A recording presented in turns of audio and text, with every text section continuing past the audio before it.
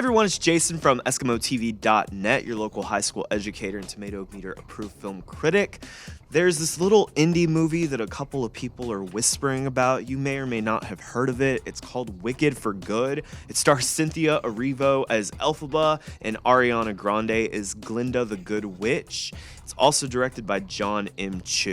Today, I want to talk about whether this magical sequel sticks the landing. Sequels to beloved stories often struggle to deliver conclusions that feel fully satisfying, and while this film's ending will be a point of debate for many viewers, Wicked for Good is still a gloriously fun, heartfelt, visually rich family film that enchanted me from start to finish. I didn't love it quite as much as the first film. Just like most Broadway fans agree that Act 1 of the musical is the stronger half, but as someone who has seen Wicked on stage 4 times, this movie's respectful, imaginative continuation of Act 2 surprised me in many wonderful ways. Act 1 of Wicked is widely considered a masterpiece, a complete tragedy about discovering your lifelong hero is a fraud, grappling with disillusionment, and finding purpose beyond betrayal. The songs, emotional beats, and heartbreak, it's a fully realized story. This film had the tough task of continuing that arc and connecting to The Wizard of Oz, and to its credit, the transition is handled thoroughly and with lots of emotional resonance. One of my biggest concerns going into this movie was whether the film would maintain that momentum, given that most of the Broadway's most beloved songs like Defying Gravity, The Wizard and I, Popular, No One Mourns the Wicked, all come from Act 1.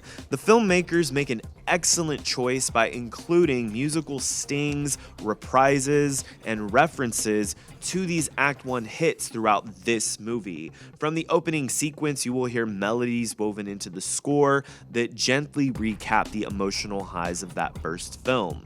Small moments throughout contain fragments from Elphaba and Glinda's earlier musical arcs, and these callbacks give the movie a nostalgic energy and help maintain the pacing. There's some original songs that were not in the Broadway show. They were made for this film in particular. They're okay, but none of them were stuck in my head when I left, especially when compared to Act 2 classics like For Good, which is easily the best song of the entire movie, with No Good Deed coming in a strong second. No Good Deed is incredibly powerful, especially because of the final note Cynthia Erivo belts, which hits like a punch. This moment is amplified by striking cinematography and bold visual effects, showing Elphaba amidst flying monkeys all around her as rays of orange light illuminate behind them. This scene got a round of applause from our audience. It's the perfect, epic, fantasy scale look you'd expect for a film of this magnitude. Meanwhile, For Good is easily the best song in Act 2. It may not be loaded with visual effects, but it remains the emotional center of the film. The number is sung with raw vulnerability between our two protagonists at a moment when both are navigating painful, complicated decisions. It's a tender, sincere, and beautifully performed number.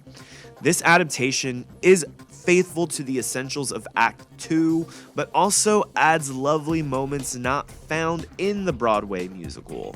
Here's some highlights: a flashback to young Glinda, already desperate to be magical but continually failing, and she compensates that she can't do magic by lying to her young friends. They all look outside and see a rainbow and they're like, "Did you cause that?" And she just takes advantage of their ignorance and is like, "Yeah, that was me." And this connects to her in the present, who's having to fool her community that she's magical, even though her bubble that she flies in is completely man-made. Extra conversational scenes that reveal Glinda's inner conflict, good intentions, and loneliness beneath her polished persona are also seen in this film, and I thought it added more to her character. All of these extra scenes will remind you as the viewer that this film is not only drawing from the musical, but also from Gregory Maguire's richly detailed novel. For those who know the musical inside and out, I think these additions feel like delightful surprises rather than distractions. The film looks gorgeous. Costume design, production design, and visual effects are practically guaranteed award contenders. The sets, colors, and magical environments blow the first film's scale wide open. It's eye candy from frame one to the finale. Ariana Grande and Cynthia Erivo are a magical duo. Their chemistry shines. You feel their hurt, their history, their growth. One standout scene occurs once Dorothy has left and begun her journey along the yellow brick road. Glinda is telling her, goodbye now, just follow that road for a long time, keep going. And Glinda and Elphaba come face to face with each other, and Glinda teases Elphaba's theatrical villain cackle, and that leads into a sisterly slap fight that evolves into something that feels like a sibling pillow fight, but instead of pillows, they're using their wand and their broomstick to just fight each other due to how stressed they are from one another. When she's bothering Elphaba about her laugh, she's like, how did you even come up with that? It's silly, vibrant, and showcases the messy love between these women. Some will find it tonally unusual, but my entire theater laughed and enjoyed the break in tension. I saw this in 4DX 3D, and 3D was not all that great. You should skip it. Nothing pops. The colors look dimmer. The 4DX was surprisingly fun with strobe lights, fog, wind, water, seat motion. This was great for this fantasy film, but bring a jacket if you do see 4DX because the wind effects are cold. If you want to see it in my favorite format, though, my favorite theater format is still IMAX. I think it sounds great. Now I want to talk about some nitpicks that might bother casual viewers more than fans like me. I fully acknowledge that I am this film's target audience. I love Broadway shows, so these nitpicks that I'm going to mention did not ruin the movie, but I think they should be mentioned because they could bother some people. Non-Wizard of Oz viewers, people that haven't seen that movie or aren't too familiar with it, may feel confused when huge story beats are executed by characters that they have no emotional connection to.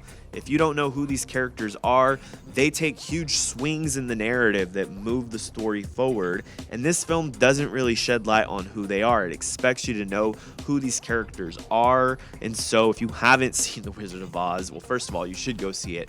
It's a great film. If you don't, that will probably all fly over your head. The first film was much more forgiving if you had not seen The Wizard of Oz. This film, I think it will help quite a bit if you have. There's some loose ends near the ending that will probably spark some conversation. Glinda's choice to continue this public lie might feel morally uneasy. She actually suggests to Elphaba, why don't we just tell people the truth? And Elphaba says they need to hate me so they can love you and see you as good. That doesn't sit right, intentionally choosing to lie, but perhaps, that's reflective of real life power structures. Nessa Rose's Ruby Slippers moment is altered. She briefly flies and then goes back into her wheelchair instead of walking. And I understand the realities of the person who's cast in this role, but this miracle feels less impactful because she's only flying around for just a moment and then she goes back to her chair. If I'm someone who has been wheelchair bound and am given some slippers that allow me to fly, I feel like I would just be flying around, but she does it for a quick moment and goes back, and I feel like it was less powerful or impactful than what we see in the show. The film can feel like a pop-up book of major Wizard of Oz moments delivered quickly and without full development for newcomers. Also, the Scarecrow's face is unintentionally funny. Near the end of the film, our whole theater kind of laughed when it cuts to a close-up of his face. Despite these nitpicks, though, the film is full of magic, heart, humor, and creative choices that delighted me as a Broadway fan.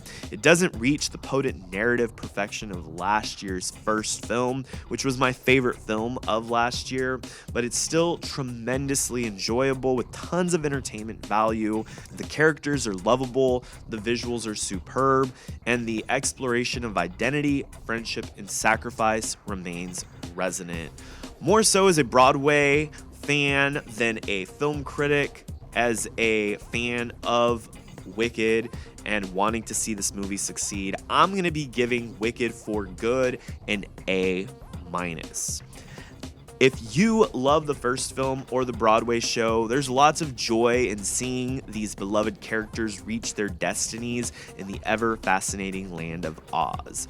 That'll do it for my review of Wicked for Good. Let me know what you thought about this movie in the comments below. Are you looking forward to it? I got the chance to see it at a Amazon Prime early screening last night. I would love to know if you got the chance to check it out. What did you think? If you have not seen it, what are your thoughts going into it?